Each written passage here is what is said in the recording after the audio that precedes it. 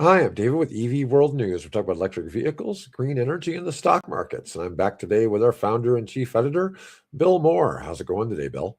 Hey, I'm doing well. Thank you for asking. I Yep. hope you get a little better. You've had a little issue here this morning. Yeah, I don't know what it is. Since COVID back in 2020, I've had this lingering cough hit me three, four times. And I'm hoping that isn't what this is because Yeah. it'll last for like 3 weeks. And I won't be Ah, sick otherwise. I won't be sick otherwise. I'll just be coughing all the time. And it drives me crazy because there's no like phlegm. It's just like a scratchy throat. yeah. It's really odd. Anyways, so I do have a cough drop in my mouth. I'm not chewing gum. I hope it's not too distracting for people, but we're gonna run with it anyways. I wanted to start out with an article I pulled in off of LinkedIn. And Okay. the largest power generation permit in US history was just issued.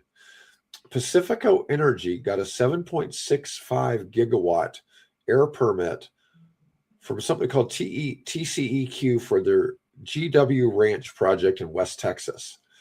It's the largest power generation permit ever granted in the United States. And I think about that. If that was nuclear reactors, that'd be like 8 cooling towers. Yeah. Um, so it is an off-grid project, and oh, Thank okay, you. I'll try that. Um, so it's in Pecos County, Texas. They're building a massive energy campus, 7.65 gigawatts of gas-fired power generation. Of course. Right. 1.8 gigawatts of battery storage, 750 megawatts of solar on 8,000 acres. First power delivery in the first part of 2027 with a clear pathway to scale beyond 5 gigawatts. It's completely off grid, not connected to ERCOT at all. They have a 15-mile, 1 BCF per day pipeline, billion cubic feet per day is what I suspect that stands for, BCF, Yeah. straight to the Waha hub in the Permian Basin. It's not just access to natural gas, that's control over fuel supply and pricing.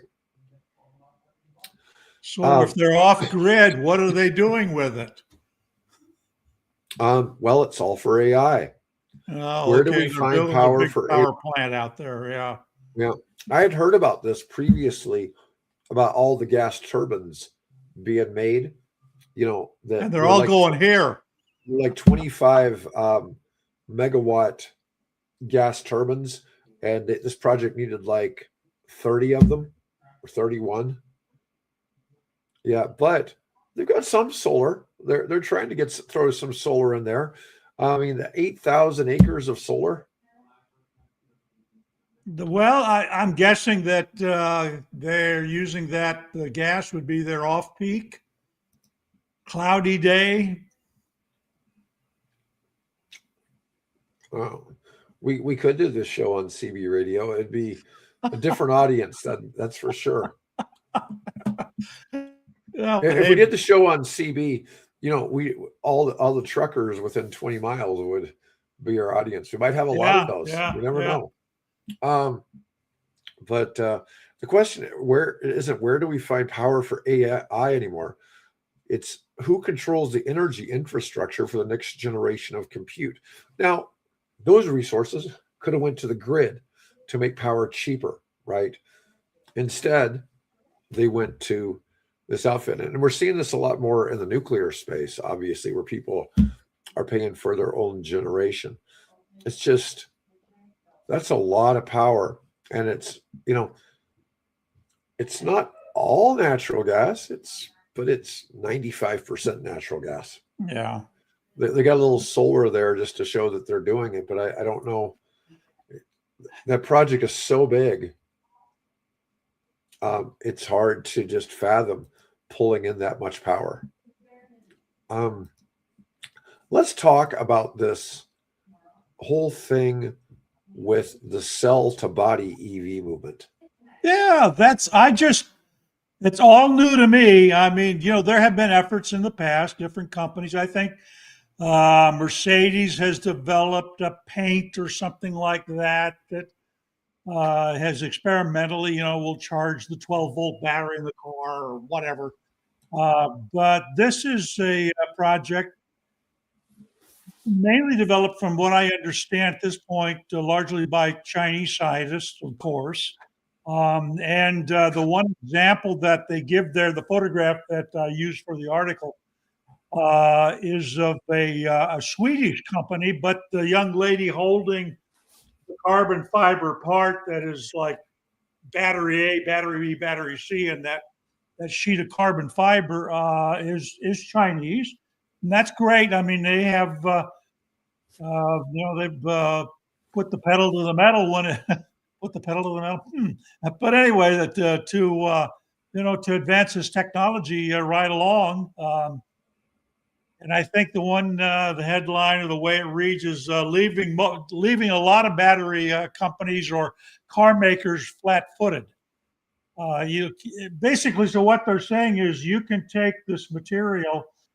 It's sort of like a carbon fiber that you'd find in a boat or a race car or something like that, and you can actually, that becomes the battery. So a massless battery EV would be an electric car where the body of the car is the battery. You don't have these little, double A, triple A type, cells that are stacked all together and become a fire hazard. The whole battery, the whole structure of the car is used to store energy, which is kind of an exciting trend. Because if you remove that mass from the car, suddenly there's less stress on the roads. You're not going through tires as fast. You're getting better performance. You're getting, better range out of them. So it's kind of an exciting area to see where that's going. Let's see. Researchers have replaced the aluminum foil in the cathode with carbon fiber, again coated with the LFP formula. It just seems strange. They're basically making the entire shell of the vehicle into the battery itself instead of using the skateboard concept. That we've had this traditionally been the idea of how, EVs are built. Right. They're going to start on the Volvo EX30 or EX60 midsize. Yeah, why not? Volvo Cars Chief Technology Officer Anders Bell said the EX60 is designed to be a game changer. With our new electric vehicle architecture, we directly address the main worries that customers have and quit considering a switch to a fully electric car. It charges faster, regardless of the weather. Practically speaking, it can add up to 340 kilowatts, 340 kilometers of range in 10 minutes using a 400 kilowatt fast out charger. Amazing. That's a lot of range in 10 minutes. That's about 22, 23 miles per minute it's adding. Wow, Tesla looked at this at one point and decided it didn't really make sense. But who knows? That's a pretty crazy idea. But the truth is it's probably going to come to fruition, though. I would not surprise me. Why not? If they can get the cost in line, why not do that? Now, of course, that may obsolete things like the gigapress, or it might not. I don't know. I mean, it would take entirely new sort of processes to manufacture a whole car that is basically the battery. But why not? Sounds kind of sci-fi in a way, but if it's feasible, let's just try to move it forward. It's just hard to fathom that the whole car made out of battery materials, and you're just sitting inside a giant battery as you're going down the road. What happens when it gets in water, though? There you go. Yeah, don't be driving it out in salt water. Yeah. We already know that's bad. I'm sitting here thinking in an accident, isn't that like more points that could catch on fire? But I guess it depends on There's nothing to burn. I guess the structure is more of a solid state battery. Of course, the problem now becomes if the whole car is a battery, what happens when you're in a collision? Do you just bang out the side of the battery? Do you cut it out and replace it? I mean, that becomes an issue. I just like the Cybertruck is kind of a problem because there's nobody that knows how to do the body repair. So I think that's obviously an issue that's going to have to be addressed at some point. And then there's the issue of what happens when you recycle. Aluminum or stainless steel you could recycle, but a whole car that's a battery, how do you recycle that? So it sounds cool, but there's some practical things that'll have to be taken into consideration. I don't know if we've evaluated quite yet.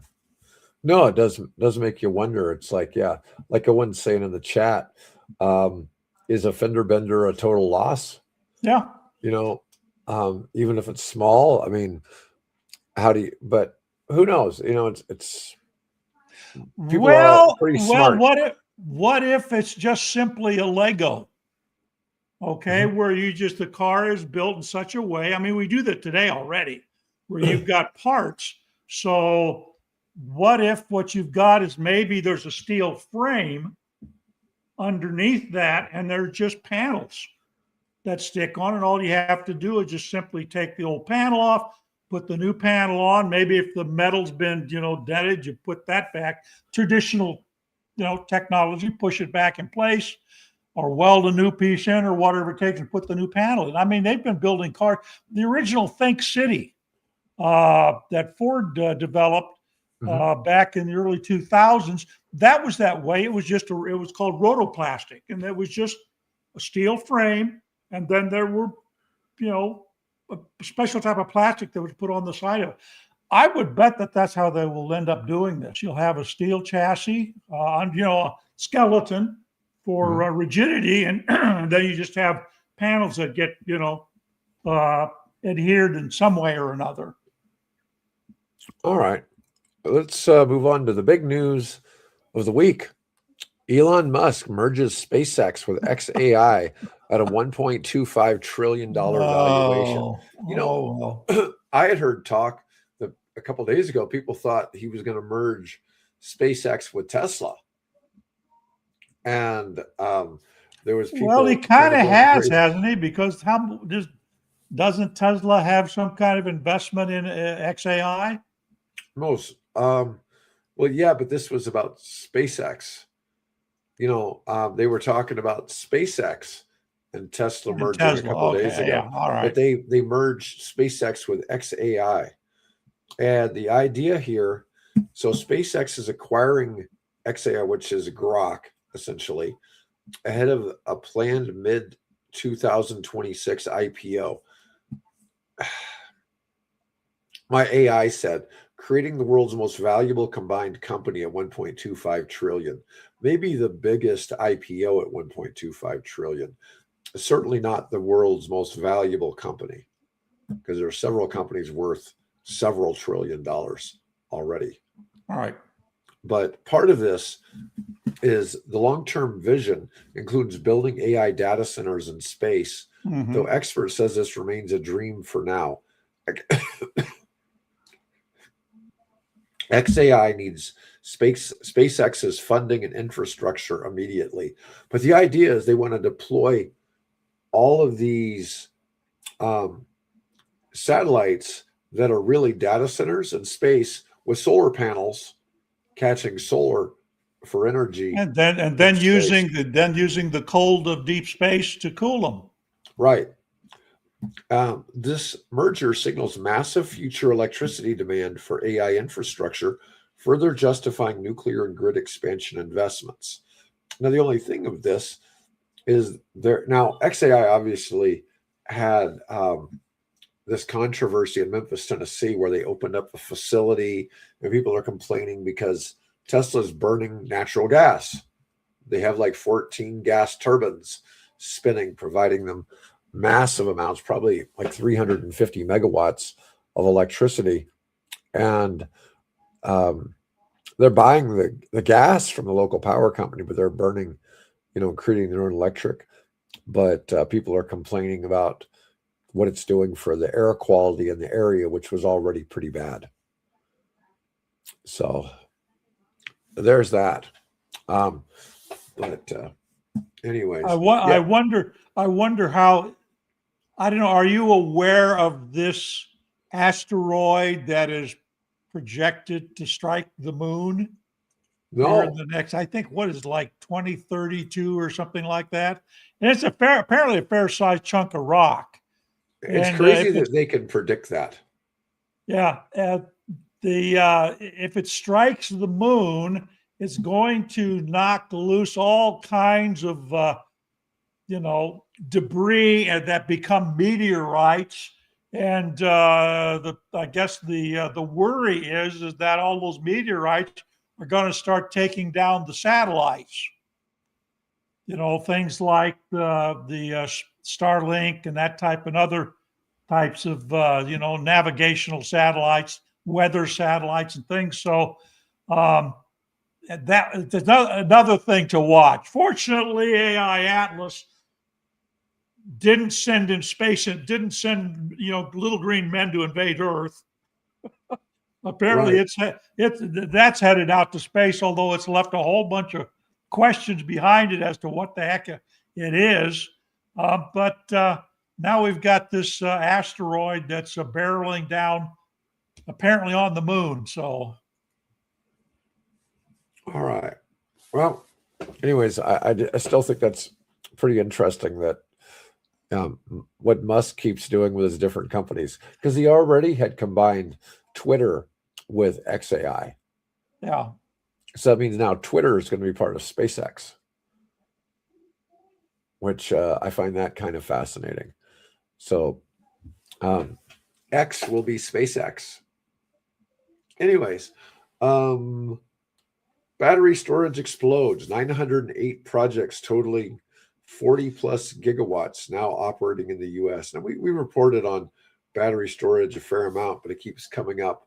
New alternative chemistries. Well, it's I think we have now renewable energy has now officially replaced coal.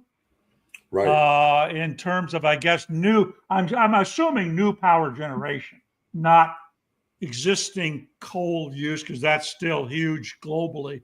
But at least in terms of new plants being built, that they have, it's now replaced. It's now larger than new coal power plants being built. So that you got to put it somewhere. Coal, for all its bad things, is in fact a form of stored sunlight. It is a battery, effectively, right? It doesn't turn into electricity. It indirectly can be used to produce electricity. But it's a form of stored energy. So we have to find a way to store the electricity. And obviously, one of the ways to do that is chemically, electrochemically with batteries. And of course, there are other ways to do that, compressed air. There's somebody that's been working on a giant inflatable, tunnel type of thing, big balloon type of thing that they're using to store excess energy in this tunnel thing. And then they're in, off peak times, when the sun's not shining, they can use the pressure differential between the pressure inside the tunnel and the pressure outside of the tunnel to also generate electricity. Who is this? Sweden or someone has developed, or Finland has developed a battery that uses sand. So you store the energy in the form of heat inside the sand. And that thing apparently runs for days, not just hours. So we've got some really interesting technology. I saw somebody with this tech basically heating up rocks. Coal, but at least at a cost, to the people. I'm not sure what that refers to. I'm all in favor of replacing coal. So, yes, I've seen some stuff with like just heating up rocks in the desert. Oh, see you, Bill. Ah, Bill will be back in a minute. go down here. So, but that's okay. Bill, we can still hear Bill. Bill can't hear us. So I can talk badly about Bill and he won't know what comes. I wouldn't blame rate increases on the changing of the technology. I mean, for instance, wind and solar, wind is cheaper than coal. Solar, it really depends on interest rates. Solar installation has been heavily dependent on interest rates more than anything else. But even still, Bill and I live in Nebraska, and coal is our number one energy producer, and wind is number two. But we have times of the day when wind is number one, and in our neighboring state of Iowa, wind is their number one producer of energy. Now, one of the things is the wind is always blowing here. Okay, so it's, that's not the case everywhere, but the turbines are always spinning at least at some speed all the time here. But we still get more power from coal overall than we do from the other. But the renewables do a great job of lowering your overall cost of electricity. The problem you get into is if coal is replaced, but the energy demand is there, and if there's not an oversupply of power with the coal, then energy rates are going to go up because there simply isn't enough supply. And so that's one of the things. A lot of times coal plants are closed when there's still a shortage of supply, and that's wrong. Yeah, we have that problem here in Omaha. We have a coal-fired power plant that keeps being promised it's going to be closed, but there's nowhere else to get energy. And so we have such a demand. Our power is so cheap here in Nebraska that we have all these data centers here, and they're gobbling up the energy. So I get where you're coming from, Keith. We don't close that coal-fired power plant, which is in a poor neighborhood. So people complain about the air quality, but we can't close it because there's no power to replace it.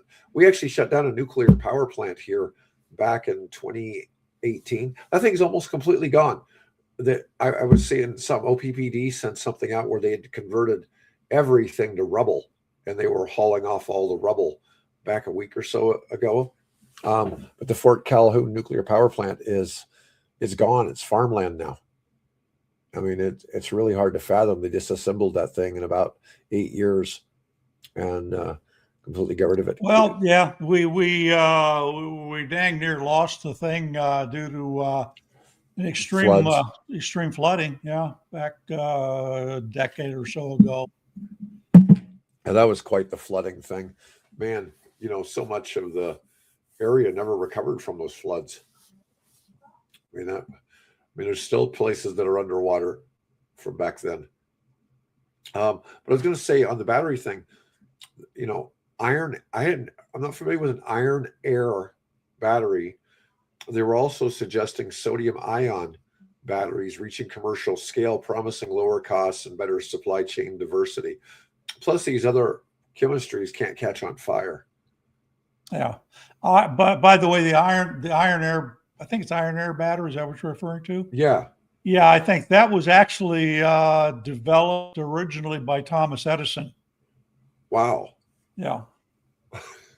It's funny how things keep coming back around. Back around, yeah. Let's see. I'm going to skip that one. All right. We know that Ford took a $19.5 billion EV write-down, pivoting to hybrids. Ford canceled several large EV models and delayed profitability targets to 2029, citing Trump policy changes, weakening demand, and high costs. Just weakening demand for Ford. One of the things, we've been talking about several times this year is there's 32 new electric vehicles in the United States for 2026. Mm-hmm. And, Ford just has the Mach-E, the Ford F-150, and the van, and they're dropping the F-150. The F-150, yeah. But they do have a couple of models over in Europe.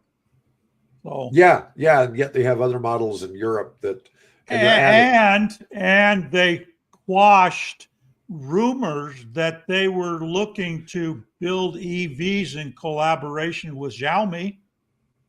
That Yeah. was, going around that Jim Farley apparently liked his SU7 so well that that may have sparked the possibility of doing some kind of development here in the U.S. So Yeah. Oh, and this is one of my ongoing things. I'm all for clean energy. Um, Most of the time, clean energy is actually cheaper than traditional energy sources, but it doesn't make economic sense to retire functioning equipment. Now, the Fort Calhoun nuclear power plant was economically not viable. So we didn't just close it because we're anti-nuclear. We have another nuclear power plant that's much yeah, larger, yeah, and just it's on the river. yeah, and it's still running. Um, but the Fort Calhoun nuclear power plant was out of date. It was the smallest um, grid nuclear reactor setup in the United States, and it cost too much to upkeep it, which is unusual because usually your cost to upkeep big nuclear reactors is like only a couple cents a kilowatt. It really is cheap, and they make cheap energy, and it's just frustrating we don't have more of it at this They're point. just really expensive to build. Yeah, and a lot of that is all the safety features that go into the older style technology, and a lot of that's just to keep humans from screwing it up. So that's why I'm such a big proponent of Generation 4 versus the Generation 2 that exists now. But, anyways, Ford is reinvesting in trucks, hybrids, and affordable EVs rather than premium large EVs. The business case for big battery vehicles has eroded. Now, this retreat, along with General Motors, Hyundai, Toyota pullbacks, threatens billions of dollars in southern state EV factory investments in Georgia, Tennessee, Kentucky, and South Carolina. Let's see. I want to talk about next. Well, let me jump in here while we're talking about the large OEMs. An article came out last week that General Motors also, of course, took, I think it was like a $9 billion write down, something Right. like that on their cars. This article makes the contention that it wasn't because they were necessarily that loss, didn't because of they producing electric vehicles. It came because of all of the retooling and the cutbacks and all of the rebuilding and reassigning of assets that they did when they decided to not produce as many electric vehicles as they had originally scheduled. So that, again, I'm not an economist. I'm just reporting what the article reported, that the problem wasn't the EVs they were making. The problem was when they decided to do away with the EVs. Yeah, there you go. Rivian is the one exception. Rivian broke ground on its $5 billion Georgia plant in September of 25, but won't start production until Q4 of 28. It was originally supposed to be this year. So they backed up like over 2 years. There was some things that interfered, policies and funding and things of that nature. So the other exception, however, though, is Hyundai. I did a little research on this, and apparently the Hyundai plant is I think it's the Georgia plant, I believe. Yeah. Anyway, is expanding and is growing, whereas other plants, particularly batteries and things of that nature, have cut back. Okay. Let's see. China's robotaxi revolution. Driverless rides now routine in major cities. Beidou, Pony.ai, and WeRide operate extensively in Beijing, Wuhan, Guangzhou with no safety driver. Rides are smooth, reliable, and cheap.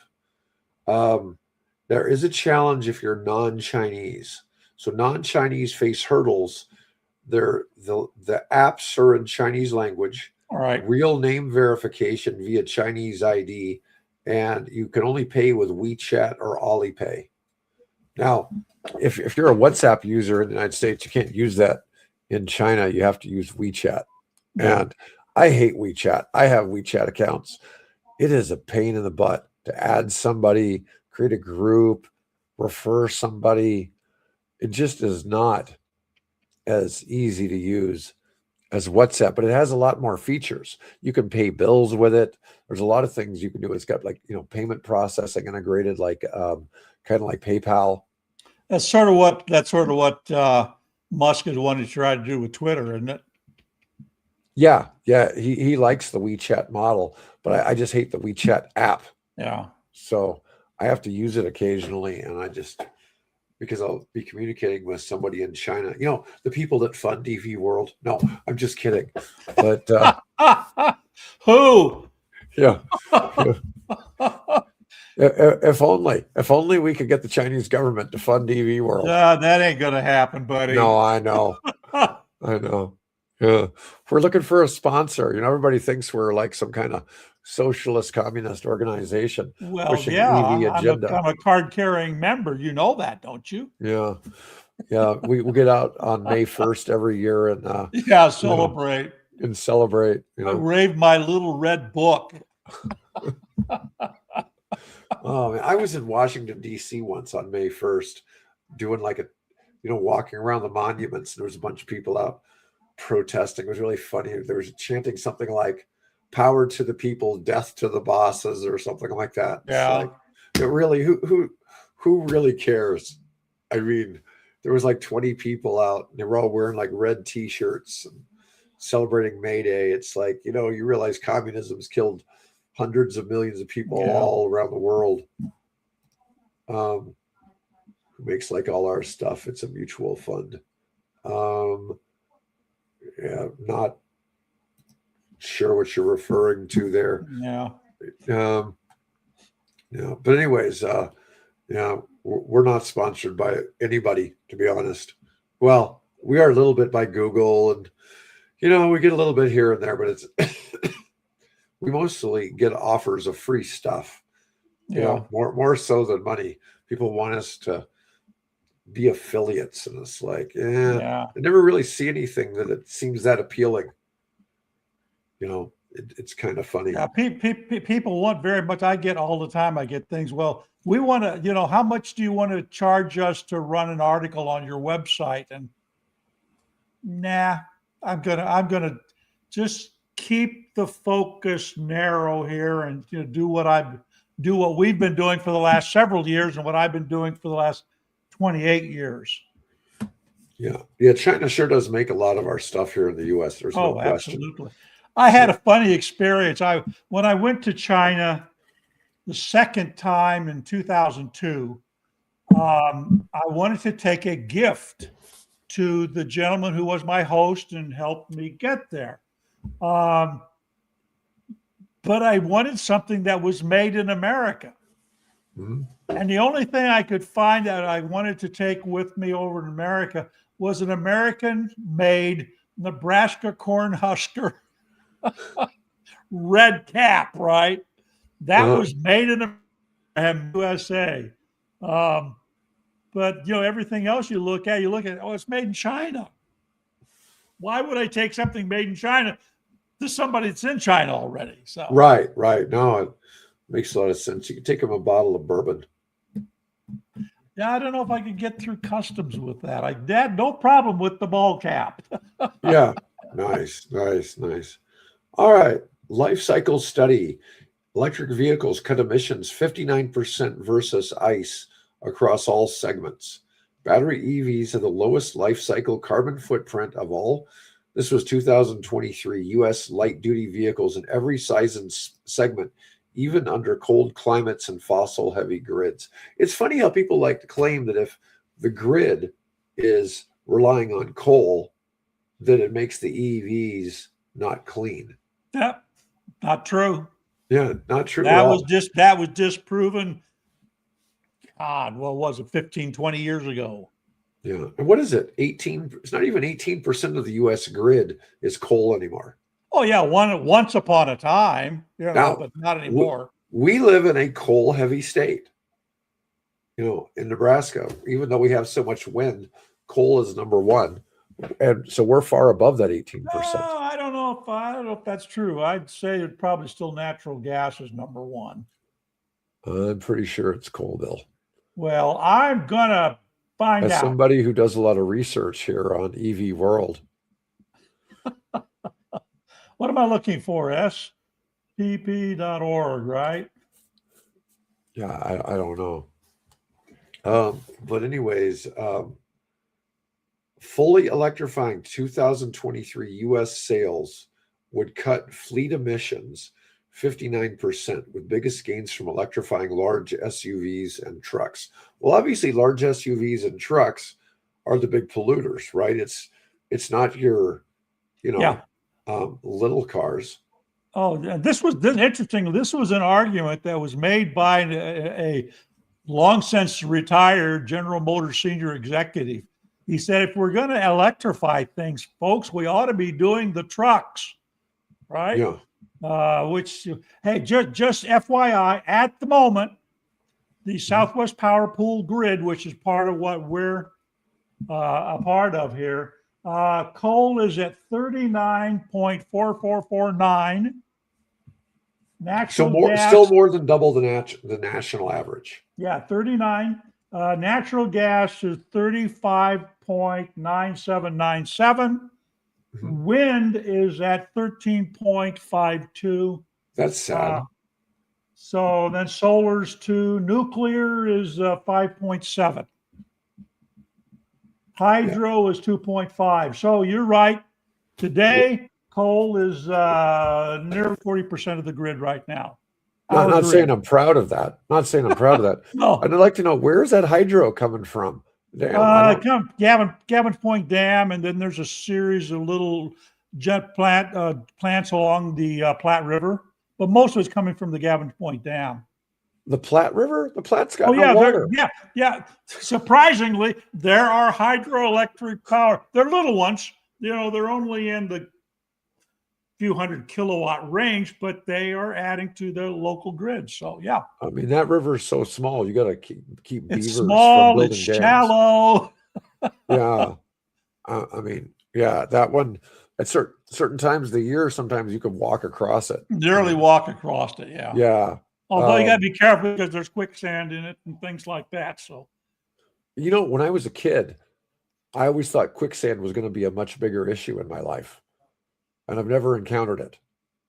So, fortunately, I haven't either. I'm happy to say. So, it was just one of those things from watching cartoons and other stuff. You just assumed the quicksand was a pretty common issue. Well, as long as you stay away from the Platte River and places like that, you'll be okay. So good. Well, I generally do.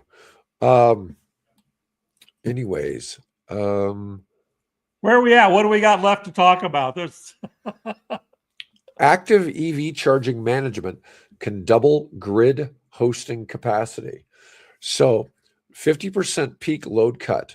Real-time active management can stagger EV charging to cut peak load by 50% and shift up to 95% of charging to off-peak hours. Using this approach can save EV owners up to $400 annually while still meeting driver needs.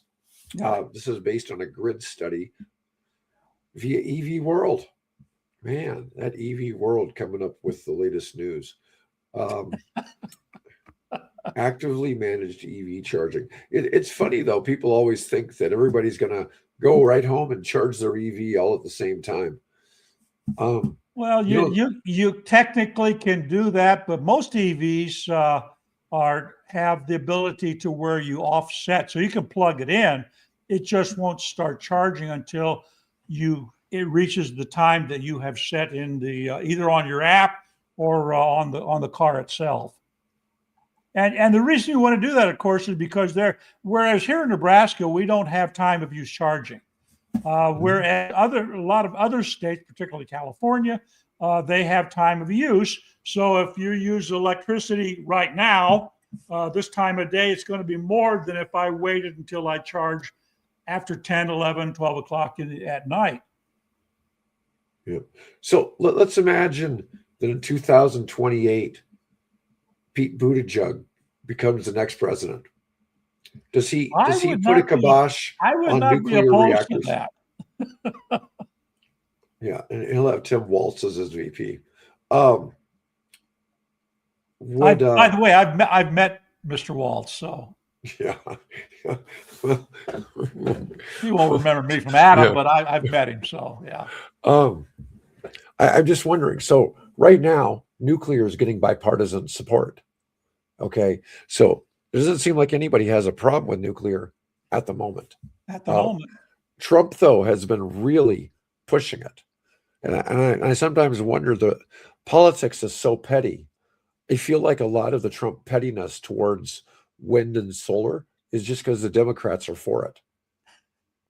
No, and the fact that it wrecked the view of his golf course in Scotland. Yes, it did do that. Yeah, but it's just and he's not alone, because the most recent court ruling, he put this presidential decree, whatever it was, that said you have to stop all construction of all offshore wind plants. That affected 5 different plants, and one of those plants was the the one off of Cape Cod. That one, but that one's been opposed from the moment it was proposed and introduced, and they have finally. It looks like they're going to finally get to finish the thing. That was opposed because there were a lot of rich people. I think who the 2 brothers? Boy, I'm just terrible anymore. Come on, Bill. I'll think of it later. Anyway, but it was the wealthy people that owned property, beachfront property along there, that opposed it because it was going to ruin their view. But when they did studies, this thing was going to be so far out in the sound that you could barely see the turbines. So it wasn't like they were there next to the shore. They were they were something like 7 miles out, something of that nature. Owen Koch brothers. There we go. Oh, there we go. The Koch brothers. Yeah. Yeah. I only say that because politics gets petty. Whenever a new president enters, their first thing is, let's do 50 executive actions to reverse whatever the last guy was doing. And it's been that way for a while now. I don't feel that was the case with Clinton or with Bush Jr. No, okay? I don't either. But ever since Bush Jr., that's been the norm. And it drives me a little bit insane. I hate seeing all of these major policy shifts, which make it very hard to do business in the United States. Yeah. And everybody thinks it's simple. But I worry about this with nuclear because everybody's been kind of for it. I was going to say, Owen was talking about he saw his local Congress representative shopping. Now, I think Owen's in Arizona. It's funny. There's a Republican congressman that's close to aging out of being in Congress, and I know the guy who's being groomed to be his replacement. And it's funny because the guy groomed to be his replacement is a former Marine that owns weed farms in California. Okay. And so he's kind of a legal one, not one of the mountains. Come near me, I'm going to blow you up. He's got legal ones. I'm just saying, he's a little more middle of the road politically. Yeah, but what's the former speaker, John Boehner? Doesn't he have some kind of investment in CBD or whatever? Could be. Yeah. I'm just saying, you get a lot more middle of the road politicians on different topics. Anyways, Bill, you had a pretty extensive list of stuff you wanted to cover. What did you want to cover? Oh no, we covered them. We did. Okay, renewables, good. GM, we've covered that. You covered the emissions from trucks and things. No, Well, we should probably point out that Tesla also has canceled all future production of the Model X and the Model Y. No, the S. It's the S and the X, not the Y. The S. I'm sorry. Yes, I'm sorry. The S and the X are no longer being produced, but they are introducing a cheaper Model Y. I think it starts right a little below 44,000, something like that. So we got a new Model Y coming out, but we no longer will have the Model X or the Model S. And what are they replacing those production lines with? Well, Optimus. they're going to replace them. They say they're going to replace it with Optimus. Optimus robot. Yeah. Yeah, they're going to be robot production lines. You can get your new robot overlord for your house. I don't know. I guess nursing homes are having a hard time finding workers to work with patients. So I guess if you can figure out a way to make a